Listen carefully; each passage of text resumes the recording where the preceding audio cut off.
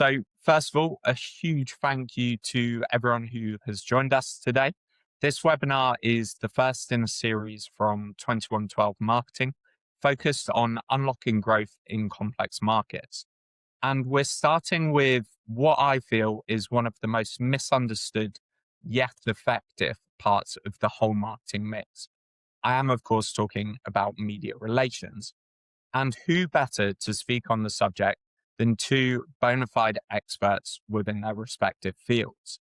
Joining me today, I have Andrew Topen, who has held senior comms roles at some of the world's largest pharmaceuticals companies, including Pfizer, GSK, Novartis.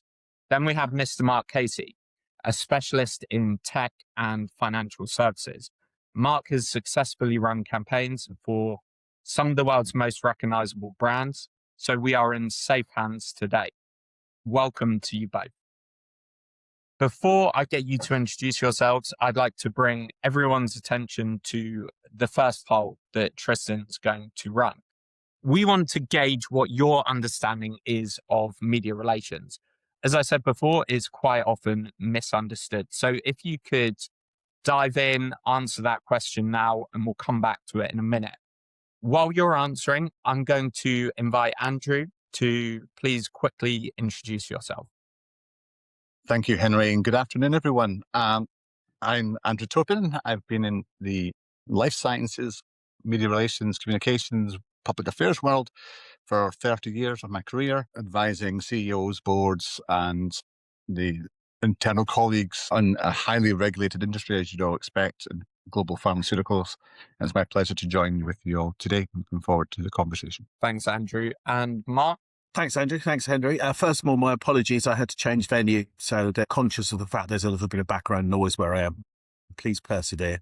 I'll try and make it worth your while. I have done a huge amount of media relations, specialist media relations in all forms of technologisms in mobile and mobile infrastructure. If you want to wake up now, that's a good time. And also financial technology. It's a pleasure to be here. I'm looking forward to talking to you. Thanks, Mark. It is very rare to hear Mark so quietly, softly spoken. We're in for a treat today. So we've got some answers to the poll. Guys, the question was, what is your understanding of media relations? And 75% have answered getting media coverage, with 20% suggesting shaping perception within key audiences, and 20% suggesting driving business growth. So I want to throw it back to you both. And I want to ask, first of all, Andrew, what does media relations mean to you? Thank you, Henry. I think the poll is very insightful. I think it shows where media relations were and still are. It's still essential the storytellers of an organization, but also defined by the press office function, the publication of media releases, press conferences, all those traditional media relations tools and tactics that traditional media relations can do. But the other parts of that answer suggest where it actually has gone to, which is that strategic, business critical enterprise function that drives business value and is part of that communications story, is part of your marketing mix that really defines what is an organization, what is its narrative, how does it show up, how does it influence and get its agenda across to the key stakeholders. That is where media relations is today. And I think we look forward to other views on that as we progress the conversation. But that spin doctor media press office, long gone. We're now a business critical function. Absolutely. And Mark, how would you answer the question?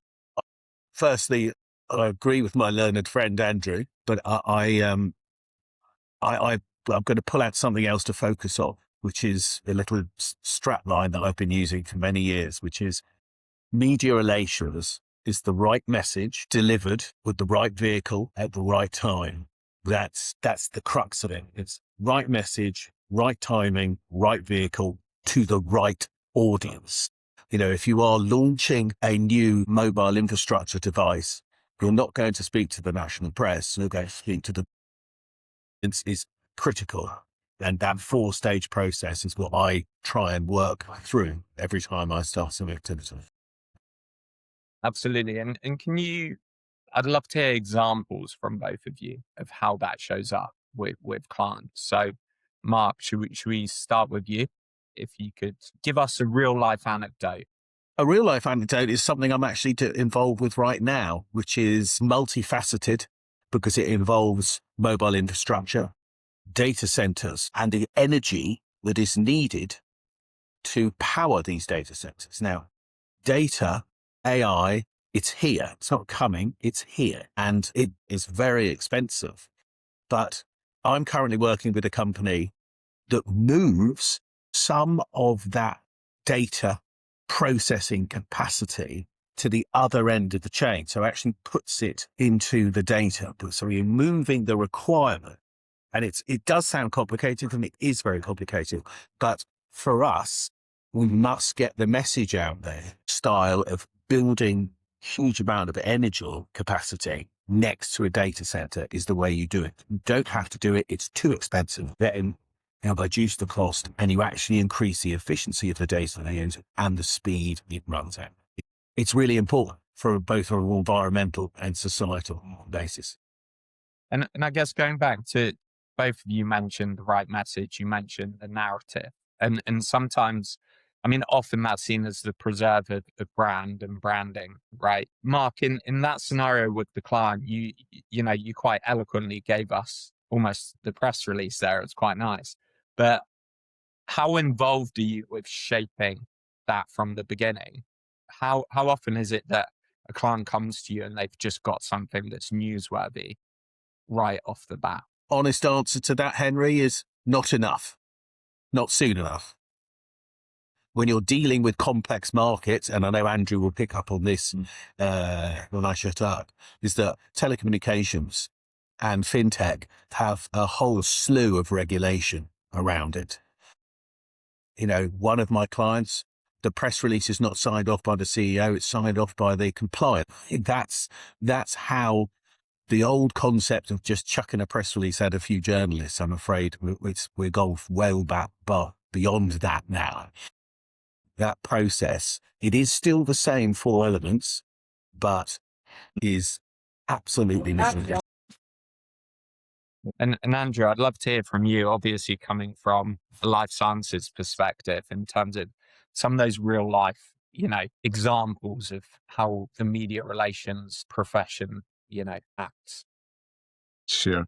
Well, as Mark said, the life sciences, pharmaceuticals is a hugely heavily regulated market, and both in terms of how the companies operate and how they do the research and make their medicines available, but also in terms of the way you communicate and in which audiences you can communicate to, where, when, how, and why. There is no direct to consumer as such in that. Your stakeholders very much are prescribers and decision makers on which medicines can be used by which populations that were at the right time. So getting your message across, with the exception of the US, of course, which has got direct consumer advertising, but that's done in a very different and controlled way, balanced way as well. You really have to be very careful about how you communicate those messages, and you have to be very specific to those audiences. Mark mentioned that the approval chain in a highly regulated industry like my own, you've got legal, compliance, regulatory, medical affairs, scientific affairs, R&D, and the CFO to go through that approval process just before you can actually say a word to a journalist or to another key stakeholder. But there are also companies which, media relations is in charge of reputation management and actually setting that narrative of the company and what it stands for and how it wants to show up. And an example I'll use was where we did a corporate, if you will, rather than a product, it was a corporate campaign on patient safety. And this was a campaign whereby we identified that 2 of our key brands were medicines that were heavily counterfeited, and we had the online growth of selling directly to consumers in an unregulated way, in a very dangerous way. And so we wanted to highlight that. So of course we had to craft the narrative. We had to get the data, actually find out how big an issue this was, how to guard against it, build the coalition of like-minded stakeholder groups like patient groups, professional societies, medical societies, and the regulators, bring them all in to actually then launch a campaign to highlight the danger of online buying from unlicensed suppliers who, of course, make their products in very dangerous, unsafe, unhealthy conditions.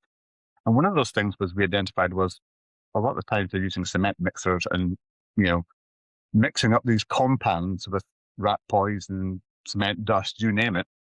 And we took out that element, that insight, and thought, okay, how do we get this across to the consumer, the danger of doing such a campaign? So we had a big launch. We did an advert, which was in cinemas, now on television. And we used the metaphor of the rat.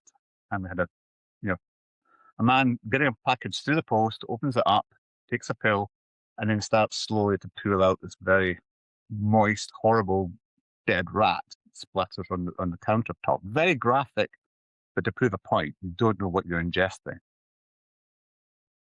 The clear patient safety message there is don't ingest, don't buy things you don't know where it's sourced from, you don't have the integrity of the supply chain or a manufacturer's careful manufacturing process to do that.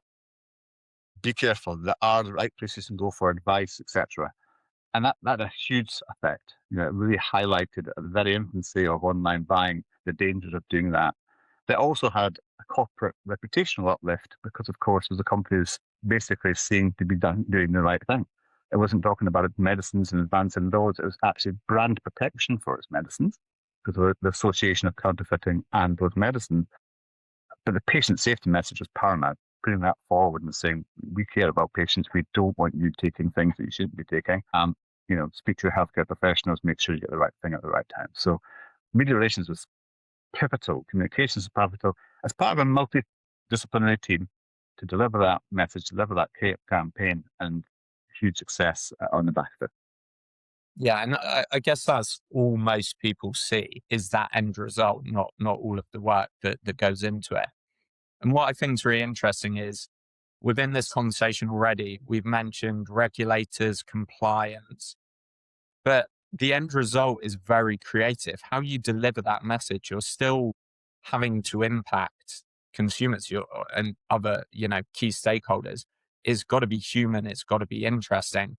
I know, Mark, you have some very good stories around that kind of human side of media relations as well. So I'd love to throw it back to you and maybe ask you to share that story. Thank you, Henry. Yes, I was part of a freelance team that worked for a very large mobile operator a few years ago. And we were doing what's called the 4G rollout. So when the new 4G masts were going up.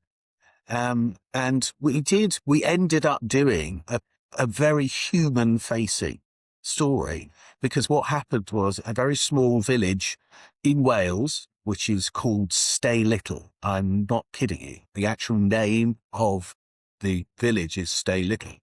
And they lost all telecommunication connection. The entire village was cut off from the outside world because the old hardwired BT lines went down. There had been several attempts to get mobile masts put up, but they had been rejected for a number of reasons, some good, some not so good. And we as a team fought to persuade the paymasters at this particular and say, you've got to do something. You can't let these people have no digital connection or of any time. And they agreed. They threw off the shackles of it's not very corporate to do this. And they, at a loss to themselves, a financial loss to themselves, they installed a generator-powered base station. So everyone in Stay Little could communicate again with the outside world. Positive consumer press coverage they got from that. If they wanted to buy it, it would have cost a lot more than the actual value of what they had to install. And now Stay Little is a little thriving community, and it has a permanent base station. And we did have to drag the particular power provider all the way down there so they could dig up the ground and put in a hard, so there was power for the base station. But in terms of what makes me smile, that one, when I look back on my career, the other one was with another mobile operator. When we got permission, we put the mast up, and within, I'd say, 2 to 3 weeks, there were people complaining about headaches. So we had a village meeting, invited everyone to come down. I said, how long has the base station been on for? And he said, we haven't had. So that's where really effective media relations comes in, because they were reading stuff in newspapers, actually believed it was affecting their children and their concentration, where there was absolutely no. Yeah. Amazing. Within both those stories, there's an element of risk, right? There's the risk in terms of the upfront investment for the stay little case study, but actually the ROI massively outweighed that risk in the end. There's also the risk of the creative, Andrew, in terms of a rat coming out of someone's mouth on live TV is probably quite high risk, right? But talking of risk, in terms of timing, when quite often when we're working with clients, they feel like we shouldn't bring media relations in until we've got something to say, something newsworthy already built in. But what would you say about that in terms of when is the right time to bring experts such as yourself in? And Andrew, if I could start with you. Thanks, Henry. Great question. And it's a simple one. Earlier, the better. I mean, from the foundation meeting all the way through. The more you integrate your communications, media relations into the way that you operate, the better value you'll get. And they'll help you craft the story. They'll help see where insights will be interesting to different audience groups. So it's never too late, of course. It's not always every room can be filled with media relations from day one for obvious reasons. But it's always go early, definitely.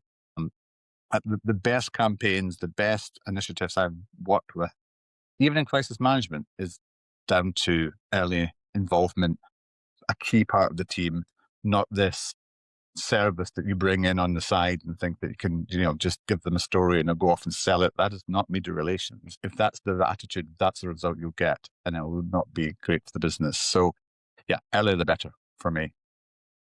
Amazing. And Mark, do you have anything you want to add?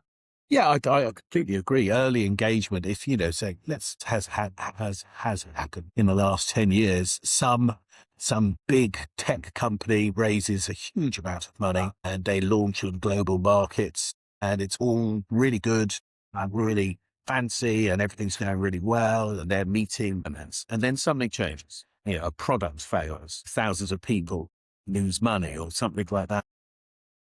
It's out. FCA fighting a battle. You have plans, because as it was famously said, no plan survives contact with the enemy. So you're, as a press office, as a PR team, as a media relations team, you have. And that's really an interesting point about preparing for every eventuality, because if you look at the poll, what is your understanding of media relations? No one answered protecting brand reputation, which I found quite interesting. And Andrew, you mentioned about crisis management. So I just want to touch on that for a minute in terms of the role of media relations in terms of protecting that brand reputation, and what happens when things do go wrong, as often they do, right? They do.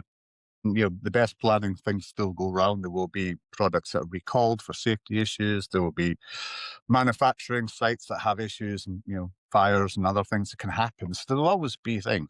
Now, clearly, one thing is having a really good risk management process where you're actually trying to be upfront about those things, plan for it in advance.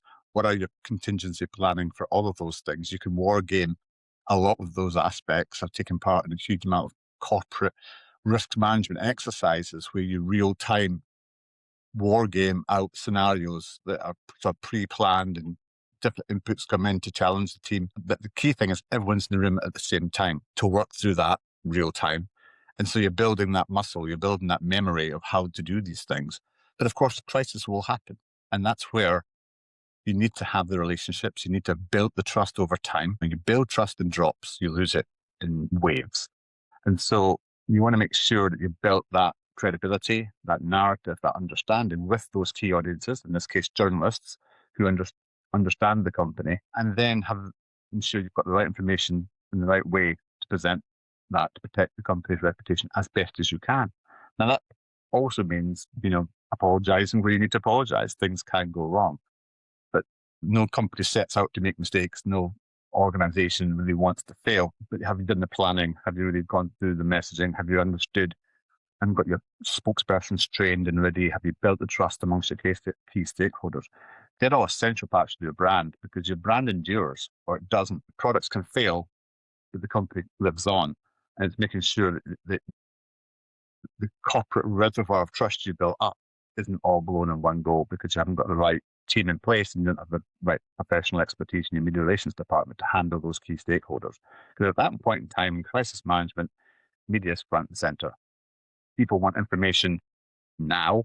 You might not have all the information to your hand, and it's about ensuring that you're communicating in a timely, responsible manner to make sure that the message is out there, but also that the company's reputation is intact. For sure. For sure. And Mark, I mean, I know you'll have some experience in crisis management. So, anything you like to share on that? Yeah. The CEOs and CFOs in particular to launch this product. And we were concerned about the robustness of the product.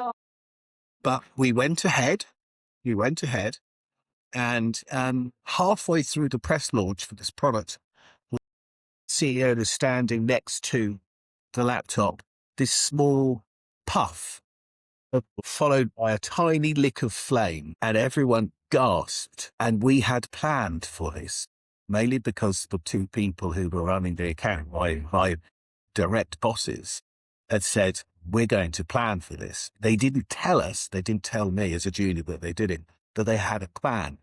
And I think the write-off finish for their story, and it took place in Paris, and is that company is still making laptops 15 years later, whereas if they had not planned, within a few months. So, but I love the fact, I know it sounds really strange, they had a plan, but they didn't tell us because I think they didn't want to worry anyone. But they did it anyway, and it worked. And the CEO thanked them enormously. Yeah.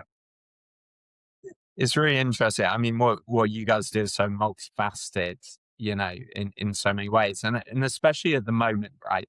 So we're living in a very strange time, I would say. You've got the rise of AI, which is kind of shaking up the jobs market, shaking up everything within the industry. Then you've also got the geopolitical situation. T's put up another poll. So I just asked people to get involved and answer that, which is, the world has changed a lot in recent years. Has that changed how you present your business?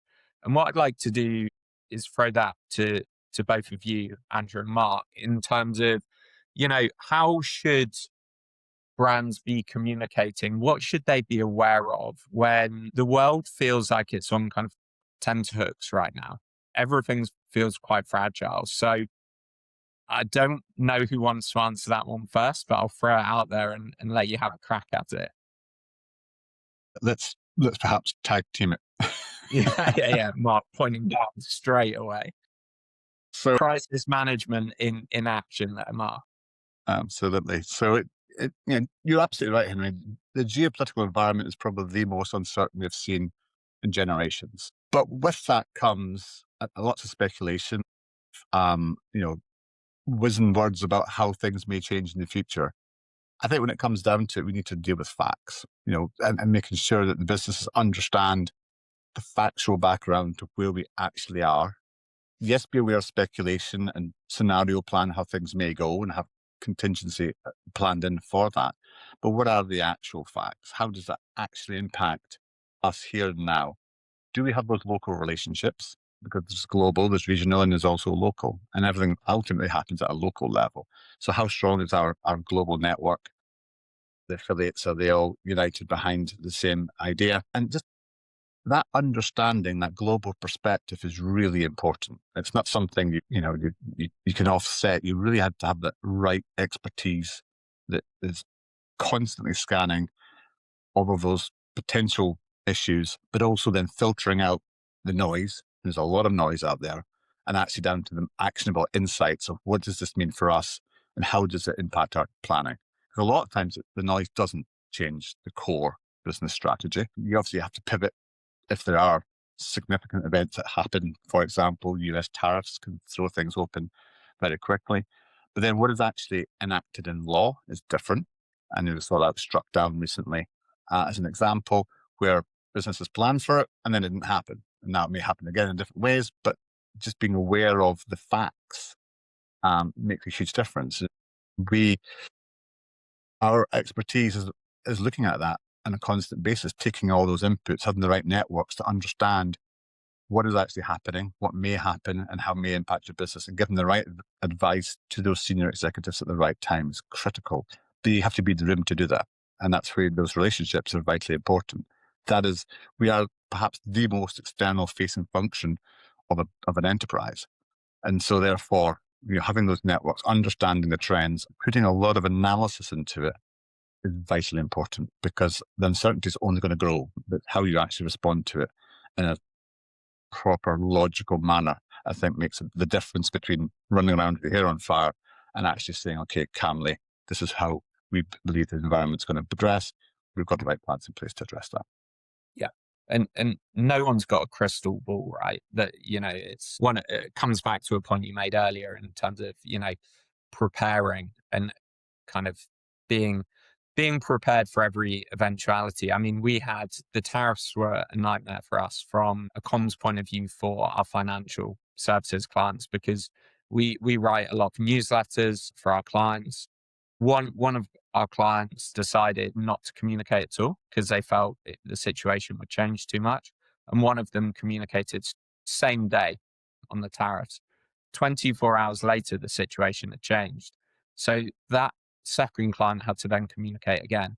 And it was two different ways of going about it, neither necessarily right or wrong, but it just shows how fluid the situation is right now. How are you seeing that kind of fluidity impacting your clients? I think you're still muted, mate. Well, I can get the uncertainty, in terms of development of business, expansion, pricing, but the knock-on effect of how the geopolitical situation gives tangible evidence every day. At 10 past 10 last night, I sent a link to a news story in one of the broadsheet papers, which was talking about the energy prices, surge pricing, in other words, for mobile networks, because the energy is so expensive. So if you're using your mobile in a certain part of the network at a certain time, while that cell, because it all works on joined up cells, is being completely bombarded by loads of cellular networks were designed, that wasn't part of the deal. But it's because of the geopolitical situation. So I took the decision to bother my client at 10 past 10, and I was wondering how she was going to respond. And she responded by bothering me at about 6:45 this morning. So it's hard for media relations people, because that story could spiral. Reasons that I'm not in a nice gilded studio like you, Henry, or Andrew's front room, is that I was on the train early today, meet face to face, to work out a narrative. Now, we're not saying that we're going to use that narrative, because it may not happen, but she's very pleased that I sent her that link. Yeah, I can imagine. Being on the pulse of things, right, as you have both mentioned, is you're at the forefront of the communications, and being on the pulse is absolutely critical. And I guess it gives your clients the edge, right? Because when a journalist knows that your client is open and willing and ready to answer at a moment's notice, they're going to come to you, right? You're going to be the first port of call, because we all know journalists have their favorites, right? And Andrew, is that fair to say? Absolutely right. That's that trusted relationship you built up over time. That's when it comes to test, because you're absolutely right. They want quality, reportable content. And if you're in a position where, as Mark said, you're ready to give it, and, overnight is good enough in terms of most news agendas, it's not as instantaneously all the time, then of course they're going to come to you expecting a response, a good response. It's going to give them other insights, other things to think about. Some of it you can plan in advance, but as Mark says, sometimes it's just the story pops and you've got to respond and have the right people to get that input in heavily regulated markets very, very quickly, because, those statements have to run through a filter of approval that sometimes can take some time. And the smarter companies are the ones who can do that quickly and efficiently, and have built internal trust amongst those stakeholders, to get it approved. If you're too lethargic, you're too process driven, then you're going to miss the news agenda and your competitors are eating your lunch. Yeah, absolutely. And I think that brings us nicely on to the common mistakes you see people make. So, Mark, I'll start with you here because I think that point around being too lethargic, we've had a mutual client in the past who probably missed a wave of opportunity. I'm not saying you need to go into them, but what common mistakes do you see when people are approaching media relations? It's pretty straightforward, not being prepared. I say to old and new clients, we haven't done a messaging session before. So what happens if this happens? But it hasn't happened. What happens if it happens? Because what I like to do is I like to have, it's great fun, is do a messaging session with a client. And sometimes they last 2 days. And you go through every positive outcome, every negative outcome, and how we answer the media's requests for information. And then we write up I call it a quote back. And I nicked that off a very dear friend of mine. As soon as it happens, I say to people, if your PR team, if your external PR team says, let's have a messaging session, say yes and get the CEO to attend for as long as he or she can make it, because it makes a real difference. Absolutely. Andrew, do you have Yeah. anything as well? Well, Mark's spot on. And I would probably list sort of 5 things for your audience. One, short-termism. So too much focus on quick wins, tactical executions, but not looking at long-term partnerships, long-term value creation. So that short-termism in terms of approach. I think there's also when there isn't that alignment and support from key stakeholders internally, that everyone's on the same page when it comes to what we're trying to achieve. That's absolutely an example by Mark's bring together every 6 months. You also can combine that with some media training at the same time. That's a good use of a CEO's time or spokesperson's time, is to get that refresher and make sure they're up to speed with the response.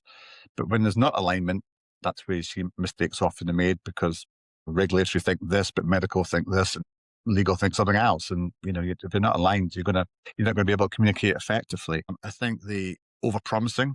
So overpromising results, saying this is going to be front page news across the world. It's going to be fantastic. We're all going to have a celebratory party on the back of these results.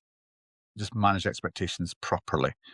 So don't overpromise. Let's make sure you're doing that. And number 4 would be around failure to understand your stakeholders and the lack of the sort of diverse expert opinions and perspectives. So if you haven't really done your homework, you haven't understood the environment and what you're trying to influence, who, why, where, when. And then lastly, expect me to mention this, but inadequate resourcing.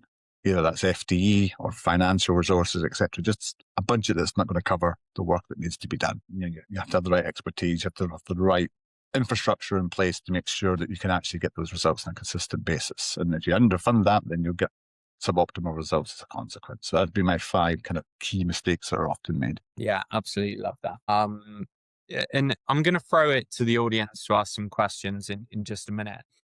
But I want to end with possibly quite a challenging question. And I know a lot of people who will watch the recording of this and are tuned in right now maybe don't have the resources. Maybe they don't have legal support on hand or, compliance officers in-house. And I know you have both worked with the largest organizations in the world, but you've also worked with startups. And I want to bring it back to the most answered part of the poll in terms of media relations is about getting media coverage. If you're going into a business which doesn't quite have the resources, but they need to get that leg up, they need that media coverage, what process are you going through there where you don't have the support of that larger organization? How does that look? And again, whoever wants to answer that one first, because I appreciate it's not an easy one. I'm actually I'll go for it. It's really tricky because budgets on startup, they are tricky. So what I would do is, if you can't afford, if you don't have the budget for a swanky London agency, and I worked at a swanky London agency, and there were good things I've had, you find someone who's well versed in the sectors that you operate in. Buy a bit. It's not going to be super cheap, but it won't be a day rate for an agency that has got an office of 200 people in Soho or something like that. Say, look, on a small budget, but you can still be very creative and also cover a lot of bases. And I think that's the base. And if you buy a couple of days' time from someone who's been there, seen it and done it, they'll go, that's a must-have. We could wait for another couple of quarters on that. These are the people you need to speak to. And this is how we could do it. Embrace that. Just embrace it. And remember, when you sit down with media relations leaders and the staff that they have around them, there are tiered levels of experience. In the sectors that I operate, there are still people, there are definitely still people that I ask advice from, my mentors. And they're either on the golf course or on their yacht, and they get annoyed. But I ask and they help me. And it's just great. Always be building your net. Love that. Great advice. And Andrew? It's great advice. Just focus on, when your resources are constrained, I would focus on quality, not quantity. So really think about where, when you think about what does success look like, then build it more gradually, perhaps, rather than the big splash. Focus on what's achievable within those resources. So it may be thinking, rather than doing a very expensive press release and bring it across the news wires that all have financial costs, production release, the actual release, press conference, the glittery balls around a media launch, maybe it's an exclusive to a really trusted journalist who they love exclusives, of course, because that's giving them instant coverage, and build it from there. It's just thinking about, how do we get the same outcome but by a different input?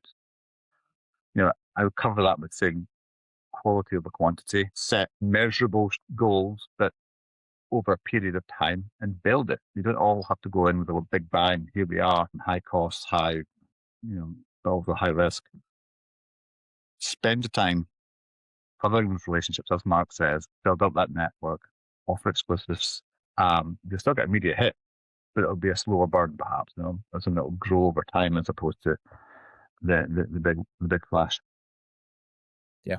Oh, absolutely love that as well. And I think that's excellent advice, right? Because it's going to be much simpler to influence one than many in terms of one journalist. And often I think most startup founders, if they really explored their network, are probably only 1 degree connected from the type of journalists they need to speak to anyway.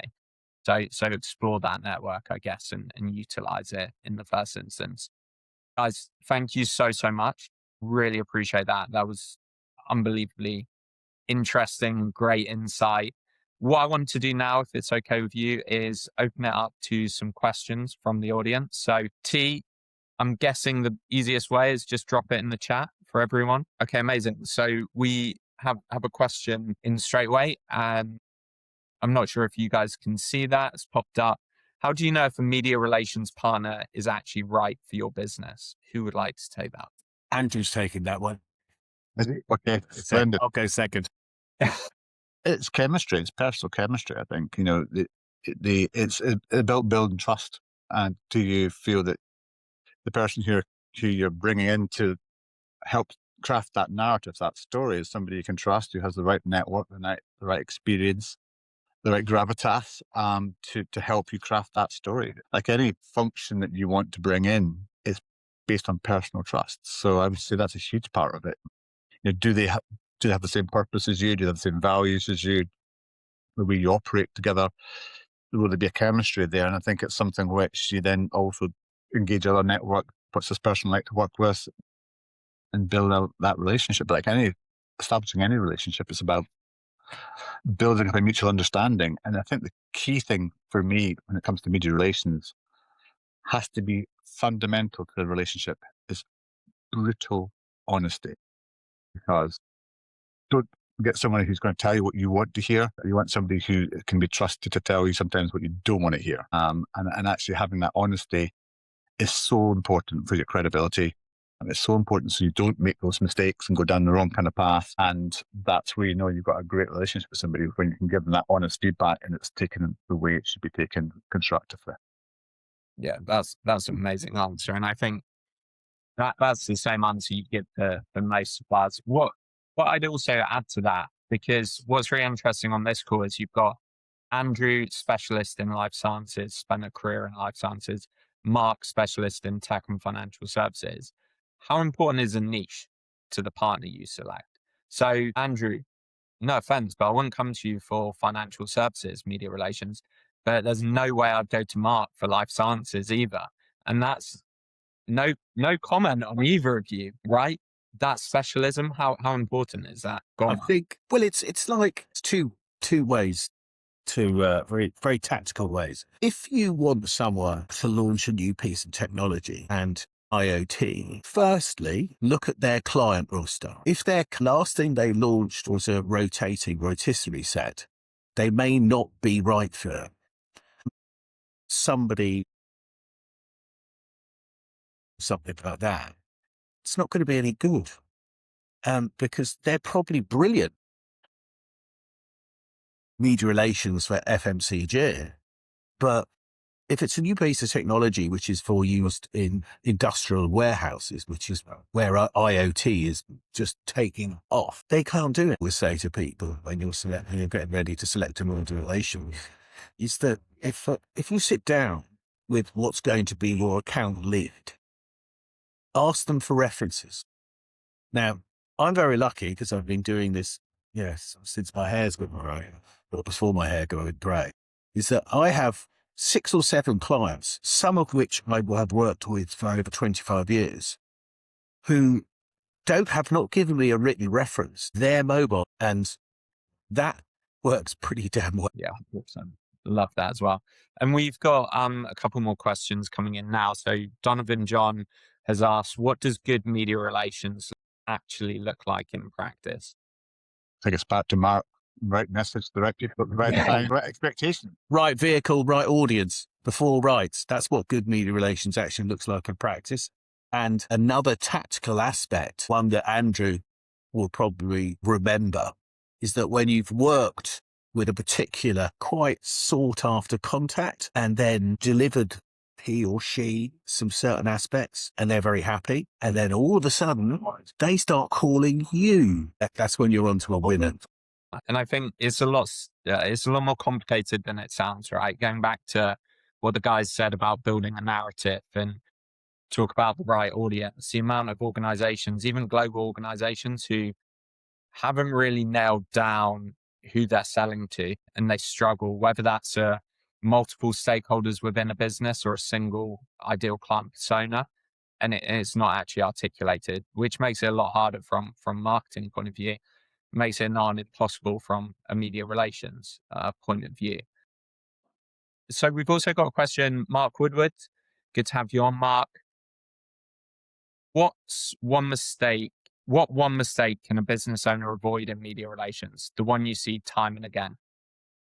It's a good question. Andrew? I'm gonna pitch straight in here. Okay, go One for mistake, one mistake a business owner can avoid in media relations is don't launch, say anything if it's not true. That's very interesting. We had a client who got themselves in a lot of trouble they ran blind tests of their product, which was a wine bottle that stopped the oxidization process in fine wine. And they had 2 topenologists test the taste difference between that and a normal bottle. What they didn't tell the press was that both those enologists were shareholders in the business, which actually a very famous wine critic discovered and published, and it pretty much destroyed that business, in all honesty. Andrew, is there one mistake you see time and again? I think it's the same as Mark's. Just don't go out unprepared. Don't think you can wing it and survive, because you're a great communicator and you can talk to shareholders and you can talk to clients that can do the media relations as well. It is a specialism. Journalists are very particular type of stakeholder, and you've got to be prepared. You can't shortcut this. You can't learn on as you go. You have to have the right advice, the right message, the right place, the right time. Yeah, absolutely. And couple more questions. Billy Dean, what's the first thing you check before speaking to the press? First thing you check, and in terms of an incoming phone call, or I guess, with a scenario. client, I mean, Mark maybe touched on it in terms of, are they actually being truthful? Are their claims substantiated, I suppose? Or, would it be something along those lines that caught out this rather unfortunate Italian wine brand? Is there anything else that you kind of make sure, how do you make sure a client's ready to speak to the press, I guess? You mentioned don't do it too soon, but what makes them ready?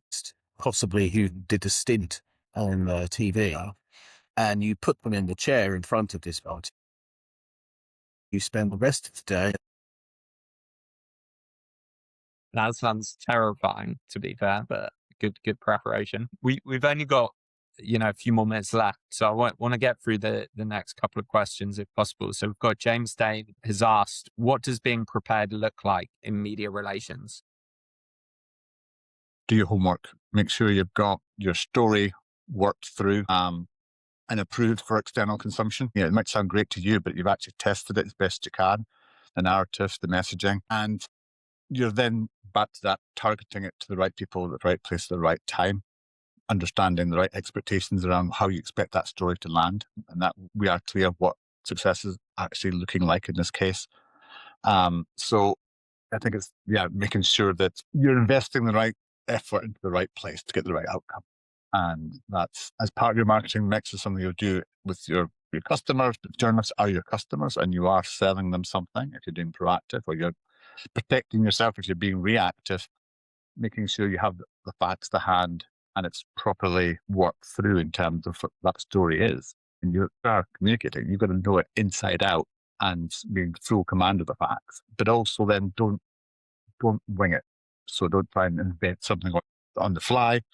If you don't know the answer, you go back and get the answer. So it's making sure that you're being honest at all times, and honest when sometimes you don't know the answer. Yeah, I love that. And But you'll find out. Yeah, there's been a few great answers to that, like Mark's quote bank idea. I thought it was great as well in terms of being prepared. So yeah, So I think that's sorry, Mark. Go on. Sorry. Also, I'd say do not assume anything. A mentor of mine, I won't swear, said that assumptions are the mother of all F-ups. So if you listen to something, you're said, you know what? I don't know the answer to that question. Give me 30 minutes. And then you go and speak to the power. I need more time. Yeah, 100%. But on the flip side, journalists are good at putting pressure on, right? In terms of working to a deadline. So you've got to be quite strong-willed. Yeah.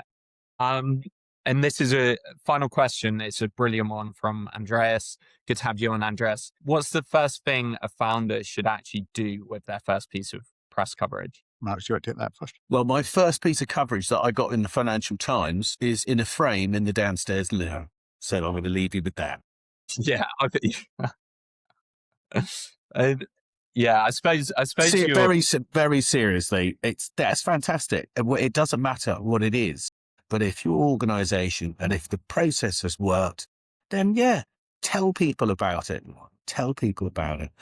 Be careful, because there are organizations that if you started photocopying it and leave it in people's houses or in local pubs, there is an organization that will come after you and charge you for copyright.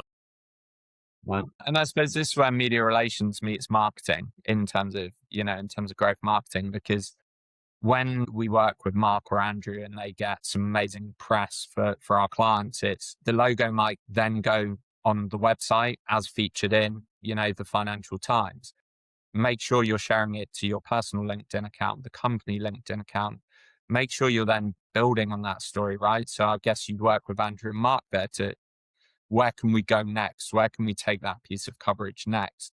Feature it in your newsletter. Make sure you're really taking advantage of that. I'd be using it in your advertising if you could, as seen in, or even promoting that article to your ideal audience to make sure they're aware of it and can see it, because it's one of the best forms of social proof alongside your case studies that you're going to get. So don't be afraid to just plaster it everywhere. Sorry, Andrew, would you like to add anything to that? Just one small one. I mean, if it's positive coverage, as Mark says, celebrate it. It's a win. Take it, go on. If it's actually negative coverage, which it can be sometimes, then learn from it. And, make that also I'd also stick that on the wall and say, that's not going to happen again. And what am I going to do to prevent that happening again? And here's the steps I'm going to take, which is probably covered in this webinar today. Yeah. We used to do that with our cold outreach when we used to get people, swearing back at us because you'd get about a 3% success rate. You used to frame all the negative ones just because you had to laugh, otherwise you'd cry, which is a nice positive note to end on. So, guys, thank you so much.